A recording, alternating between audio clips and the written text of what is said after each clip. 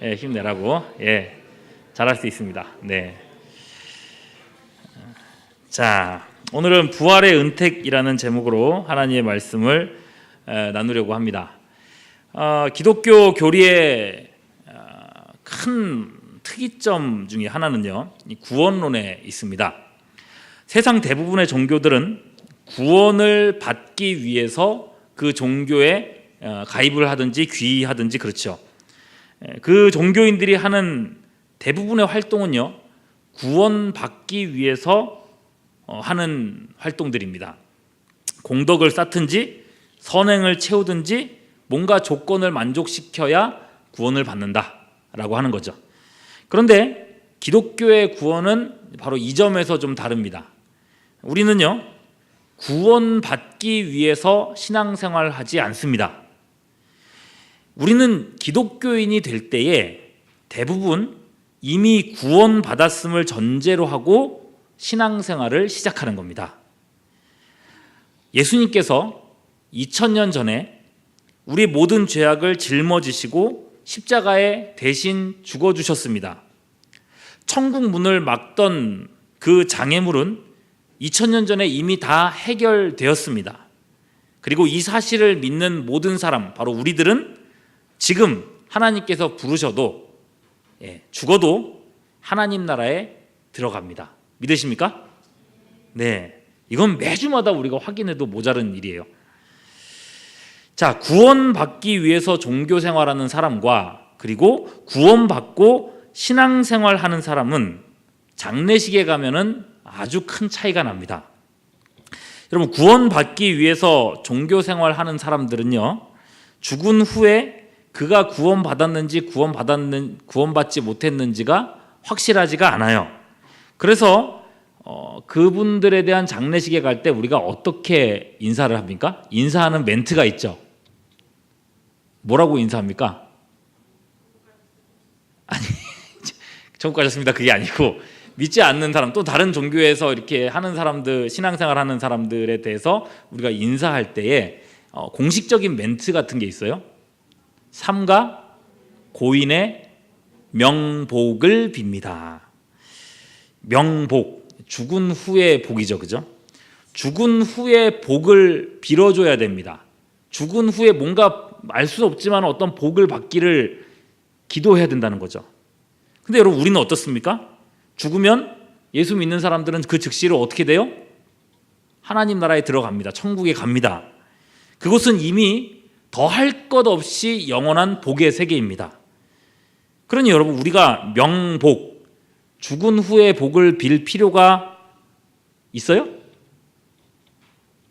없죠, 그죠? 삼가 고인의 명복은 우리가 빌 필요는 없습니다. 그러니까 여러분, 기독인으로서 여러분들이 어디 장례식에 간다면 고인의 명복을 빈다는 말이 일반적으로는 이제 많이 통용되는 말이지만은 여러분들은 그렇게 안 하셔도 됩니다. 네. 자, 그런데요, 여기서 끝이 아니에요. 기독교 구원의 특이점은 여기서 한 단계를 더 들어갑니다. 방금 이제 예수 믿는 사람이 이제 죽었습니다. 천국에 갔죠. 그러면 여러분, 천국에 갔으면 우리 몸의 구성 요소 중에서 무엇만 천국에 들어간 거예요? 예? 우리 몸의 구성 요소 중에서 무엇만 천국에 들어간 거예요? 네? 그렇죠. 영혼만 천국에 들어간 겁니다. 이렇게 생각해 보면요, 영혼만의 구원이란 것은 전인적인 구원이라고 말하기 어렵습니다. 하나님은 사람을 지으실 때 영과 육으로 지으셨어요. 그 둘을 합해서 전인이라고 하는 겁니다. 그러니 참된 구원은요, 영혼만의 구원이 아니라 또 육신도 같이 받는 구원이어야 한다는 겁니다. 그리고 바로 그 선에 부활이 설 자리가 생겨나는 겁니다. 자, 여러분, 우리가 천국에 들어가기 위해서는 죽음이라고 하는 절차가 필요합니다. 왜 그런가? 여러분, 50절 말씀 보세요. 같이 읽습니다. 시작.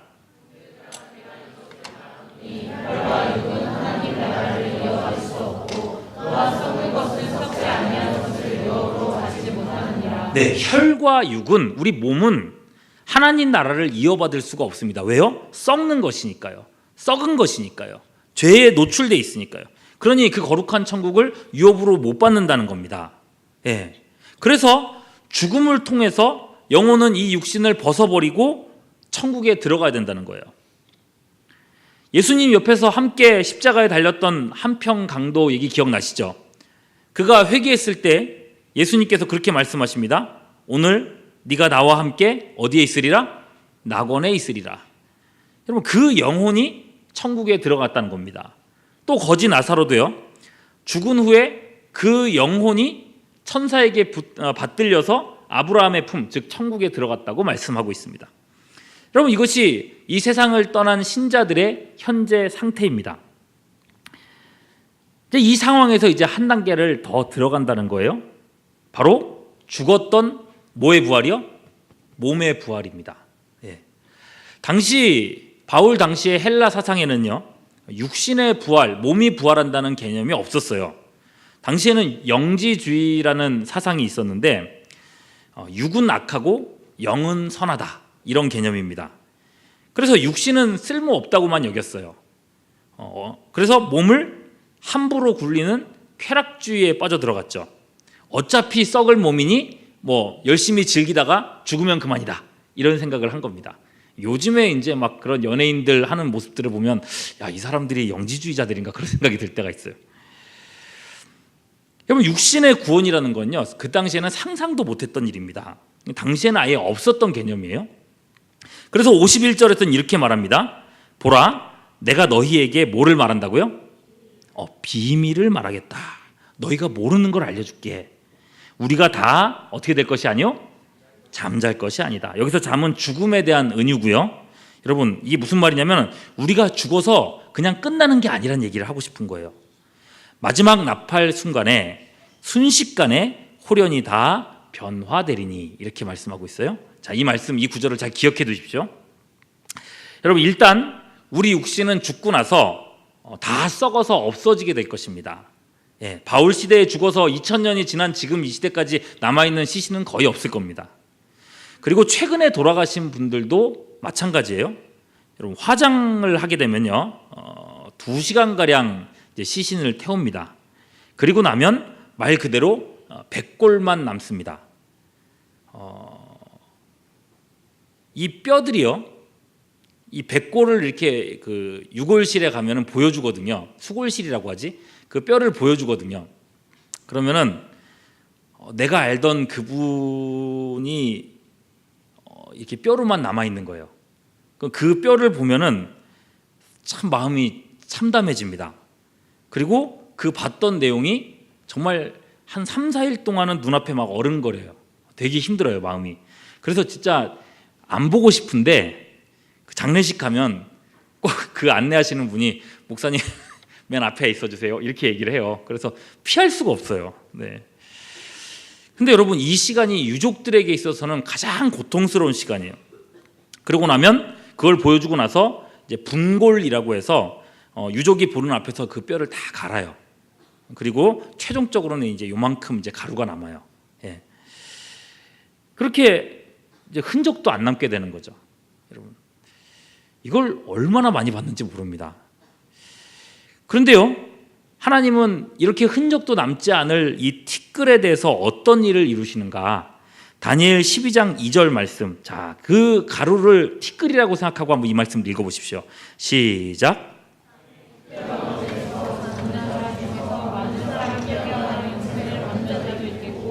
예, 여기까지요. 예, 땅의 티끌 가운데서 자는 자 중에서 많은 사람들이 깨어나서 영생을 받을 것이다. 어떤 사람들은 그러거든요. 장례식에 가가지고 화장을 하면은 몸이 다 가루가 돼 버렸는데 어떻게 이 사람 어떻게 부활해요? 라고 질문하는 사람인데 오늘 말씀에 보면 딱 나오죠, 그죠?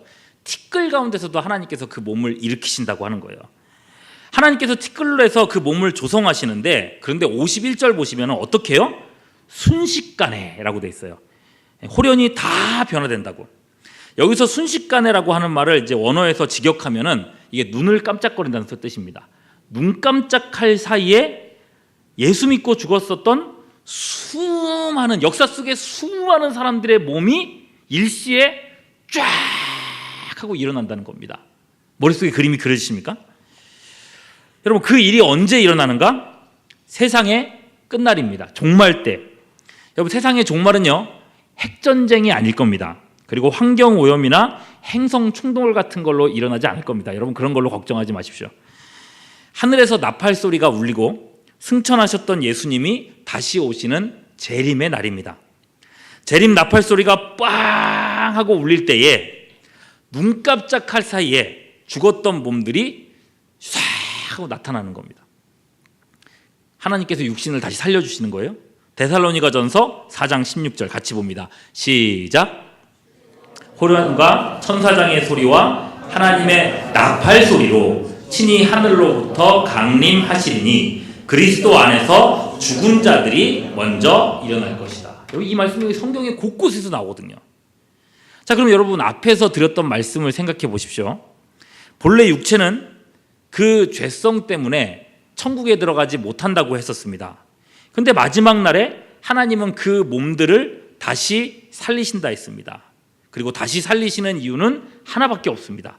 52절 나팔 소리가 나매 죽은 자들이 무엇으로요? 썩지 아니할 것으로 다시 산다. 여러분, 새롭게 일어나는 이 몸은 이전과는 전혀 다른 몸입니다. 썩지 않는 몸입니다. 죄에 매이지 않는 몸이에요. 고통과 아픔을 겪지 않는 몸입니다.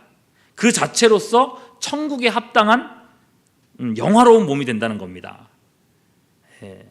그래서 천국에 이미 있는 그 영혼과 부활한 몸이 이제 결합이 되어서 천국 영생을 누리게 하신다는 거예요. 이게 전인적인 구원이죠. 여러분, 지금의 몸을 생각해 보십시오. 지금 여러분들의 몸이요, 연약하기 그지없지 않습니까? 여러 가지 질병에 쉽게 노출되고, 그리고 쓰다 보면 금세 낡아져 버리고 맙니다. 여러분, 저도 그래요. 그냥 보면은 되게 이렇게 건장하고 건강해 보이지 않습니까? 요새 좀 힘들어 보인다는 말을 많이 듣곤 합니다. 근데 여러분, 제가 그냥 보면 되게 건장하고 건강해 보이고 그렇게 보이는데 사실 안 그렇습니다. 제가 중학교 때 한 3년 동안 이제 하키하고 운동을 하다 보니까, 운동장 열심히 뛰어다 보니까 무릎에 연골이 다 닳았어요. 평생 쓸 연골을 그 3년 동안 다 써버렸대요. 그래서 엑스레이를 찍어보면 제 무릎에 연골이 없어요. 뭐가 비어있다는 느낌이 들어요. 그래서요, 제가 이 상태에서 산을 한번 타고 내려오면요, 한 3, 4일 동안 알아 누워야 됩니다.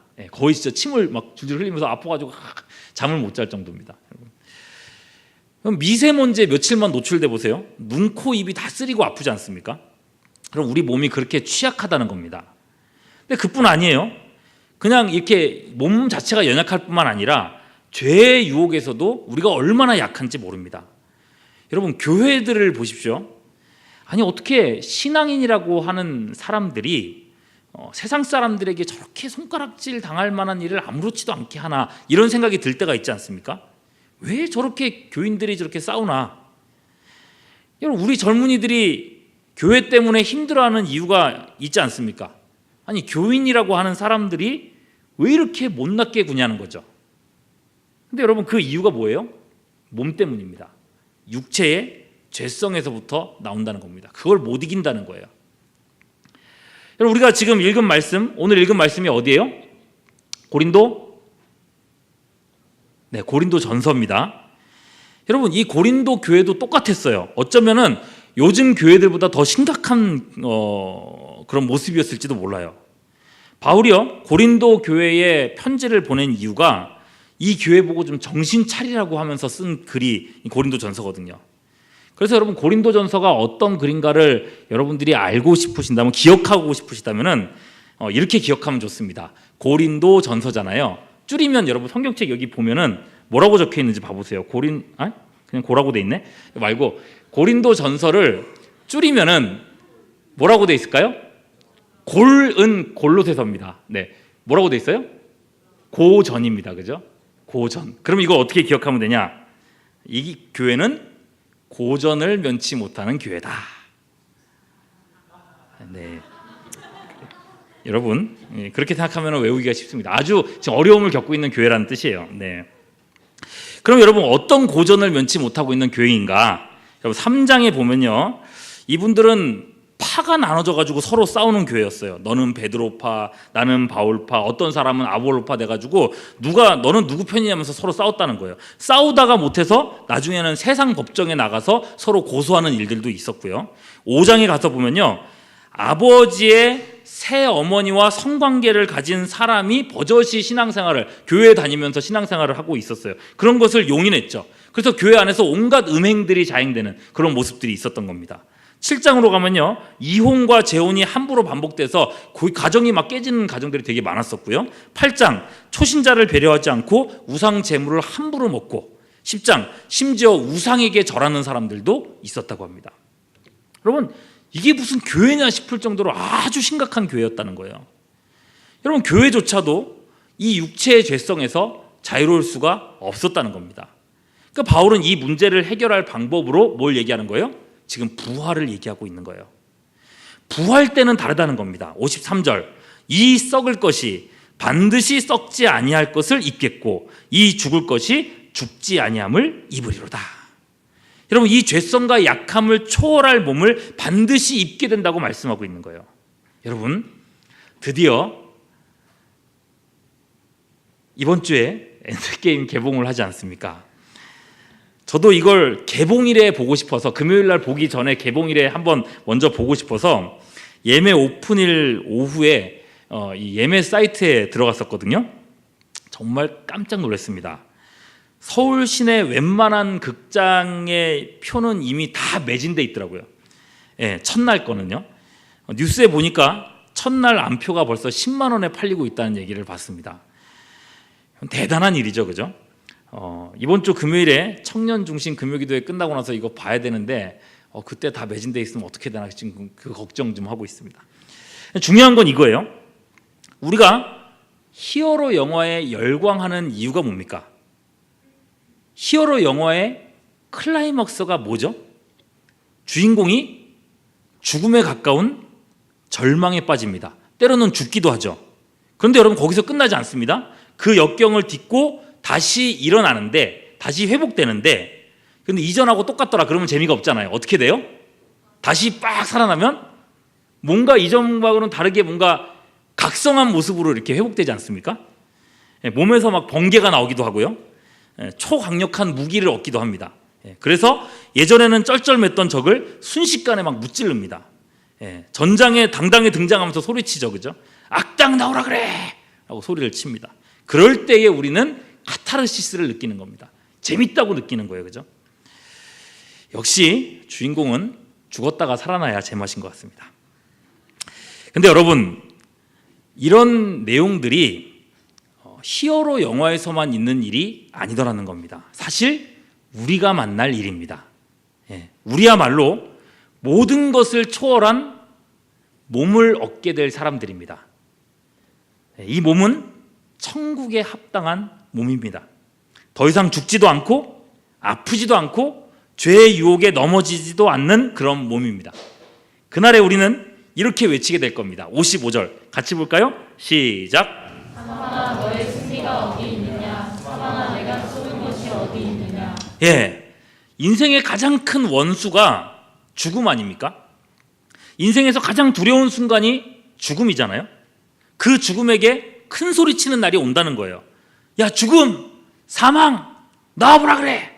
라고 소리치는 날이 오게 된다는 것입니다. 그러고 보니까 여러분, 그거 아십니까? 이 타노스라는 이름의 어원이 헬라어로 타나토스인데 뜻이 뭐냐면 죽음입니다. 이거 작가가 성경을 좀 아는 사람일 수도 있겠다는 생각이 좀 들긴 합니다. 여러분, 우리의 부활이 이렇다면요, 부활의 날은 얼마나 통쾌한 날이 되겠습니까? 그리고 대장이 무너지면 당연히 그 졸개들도 힘을 잃게 되겠죠. 그래서 여러분, 56절 사망이 쏘는 것은 뭐라고요? 죄요, 죄의 권능은 율법이라. 사망이 무너졌다는 것은 성도와 교회를 괴롭혔던 죄 역시도 무기력해졌다는 뜻입니다. 그래서 이제는 죄가 이길 만한 상대가 되었다는 거예요. 죽으시고 부활하신 예수님이 우리에게 이 승리를 주신다는 겁니다. 여러분, 고린도전서 15장 20절 말씀이에요. 같이 한번 읽어보겠습니다. 시작. 그러나 이제 그리스도께서 죽은 자 가운데서 다시 살아나사 잠자는 자들의 첫 열매가 되셨도다. 자, 첫 열매라는 말은 그 다음에도 또 다른 열매가 있다는 뜻이 되겠죠. 고린도전서 15장 23절 시작. 자기 차례대로 되리니 먼저는 첫 열매인 그리스도요, 다음에는 그가 강림하실 때에 그리스도에게 속한 자요. 예수님이 첫 열매가 되셨기에 그를 믿고 구원받은 모든 사람들도 그분의 부활에 동참하게 됩니다. 예수님의 부활은 그 자체로서 죽음에 대한 정복이고 죄에 대한 승리입니다. 그래서요, 부활을 바라보는 사람들은 꼭 재림 때가 아니더라도 이 땅에서 그리스도의 승리를 만끽할 수 있다고 말씀하고 있어요. 57절 말씀입니다. 같이 봅니다. 시작. 우리에게 승리를 주시는 하나님께 다시 한번 봅니다. 시작. 우리 주 예수 그리스도로 말미암아 우리에게 승리를 주시는 하나님께 감사하노니. 여러분, 바울은 이렇게 얘기해요. 한참 그 부활에 대한 얘기를 했잖아요. 미래에 대한 얘기, 언젠가 있을 얘기, 그런 얘기들을 하고 있는 것 같은데 승리에 대해서 얘기할 때는 승리를 주실 하나님이라고 하지 않습니다. 미래의 소망으로 말하고 있지 않아요. 지금 주시는 하나님으로서 얘기하고 있다는 것입니다. 여러분, 이 땅에서도 얼마든지 우리는 죄와 싸워서 이길 수 있다고 하는 겁니다. 죽음 나와보라 그래. 어떤 죄든지 나와보라고 그래. 지금도 외칠 수 있다는 것입니다. 우리가 싸움 먹으려고 마음 먹지 않아서 그렇지, 싸우려고만 한다면 교회는, 성도는 얼마든지 싸워서 이길 수 있다고 말씀하는 거예요. 여러분, 수많은 죄악으로 바닥을 치고 있었던 고린도 교회도 마찬가지입니다. 교회여, 죄와 싸워라. 너희는 무력하지 않다. 싸우기만 하면 하나님의 부활의 능력이 너희를 지켜줄 것이다. 그래서 여러분, 부활 이야기의 결론, 전체 부활 이야기의 결론은 58절에서 이렇게 나옵니다. 같이 봅니다. 시작. 그러므로 내 사랑하는 형제들아, 견실하여 흔들리지 말고 항상 주의 일에 더욱 힘쓰는 자들이 되라. 이는 너희 수고가 주 안에서 헛되지 않은 줄 알미라. 여러분, 우리의 영적인 싸움이, 그리고 우리의 신앙이, 우리의 헌신과 열정이 절대로 헛되지 않다는 것입니다. 그러니 주의 일에 더욱 힘쓰는 자들이 되라. 하나님의 일에 힘쓰는 자들이 되라고 하고 있어요. 하나님께서 기뻐하시는 삶을 살라는 것입니다. 싸움을 그치고 음란을 버리고 교만과 자기 사랑을 그치고 공동체를 세우고 교회를 세워가라는 거예요. 여러분, 예수 믿고 천국 가는 거 참 중요한 일입니다. 신앙인으로서 살았어요. 예배는 드렸죠. 그런데 말입니다, 그거 외에는 한 일이 없어요. 그래서 그분이 돌아가시고는 장례식에 설교를 하는데, 네, 이분은 천국에는 가셨습니다. 이런 말밖에 할 수 없는 사람이라면, 이길 수 있는 싸움을 싸우지 않고 그저 살아가는 데만 급급한 삶을 살아갔다면, 감정대로 내어 맡기고 작은 일에도 시험에 들고 습관적인 죄악에 평생 무너지면서 살았는데 그나마 믿음이 있어서 천국에는 가셨다고, 다행이네요. 여러분, 이게 고린도 교인의 모습이었다는 것입니다. 그게 아니죠. 이길 수 있는 싸움인데 왜 손 놓고 있냐는 거예요. 왜 죄성에 매여서 매일 무너지고 있냐고 묻는 거예요. 여러분, 부활하신 예수님은요, 우리에게 승리를 주셨습니다. 이기려고 마음 먹으면 언제든지 이기게 하셨다고 말씀합니다. 그래서 야고보서 4장 7절은 이렇게 말해요. 같이 봅니다. 시작.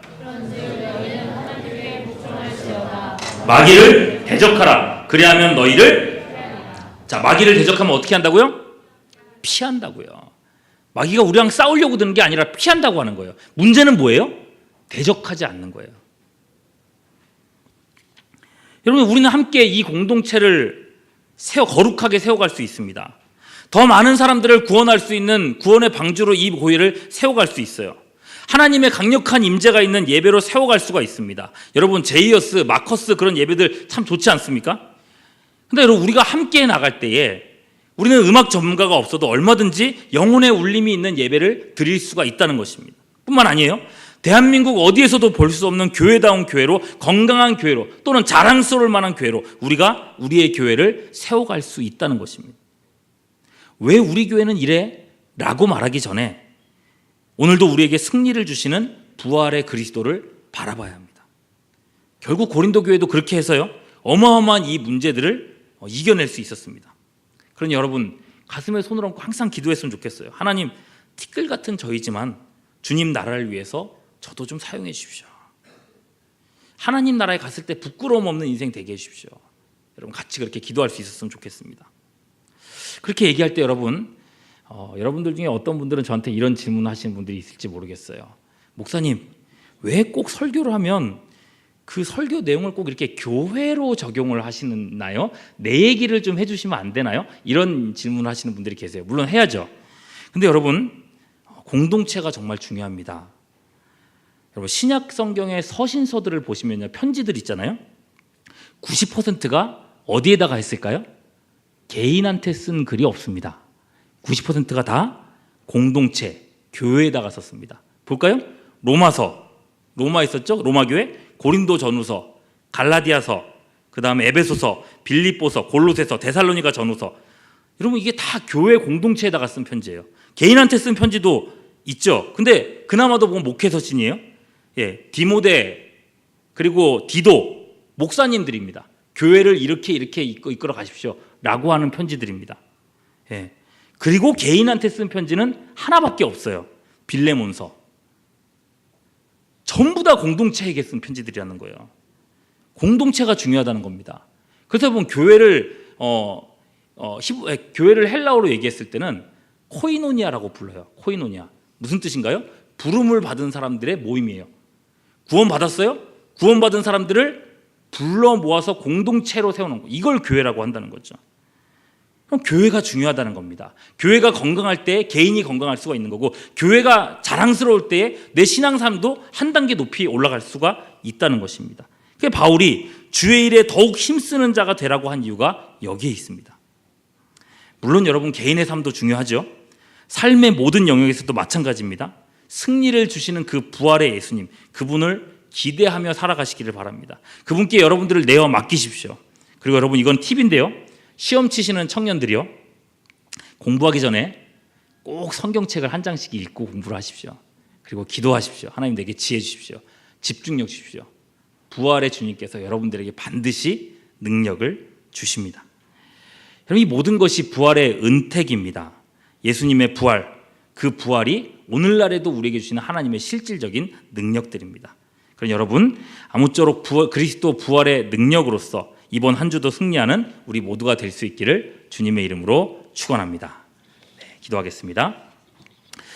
하나님 아버지, 오늘도 주의 백성들을 불러 모아주시고 부활의 그 능력, 부활의 은총으로서 하나님 우리가 살아갈 수 있도록 인도하시니 감사합니다. 부활의 능력은 2000년 전의 사건에서 그치는 것이 아니고 또 먼 미래에 있을 언젠가의 일로 끝나는 것이 아니라 바로 지금 우리를 위해서 주시는 하나님의 능력임을 확인하였습니다. 여호와 하나님께서 우리와 함께 하시어서 우리가 주님을 의지하며 나아갈 때에 하나님의 놀라운 능력들이 우리 삶 가운데 부어지는 역사를 경험하게 하여 주시옵소서. 우리와 함께 하시기를 간절히 소망하고 우리 구주 예수 그리스도의 이름으로 기도하옵나이다. 아멘. 이 시간 함께 찬양할 때에 이 땅 위에 오신 함께 찬양하겠습니다.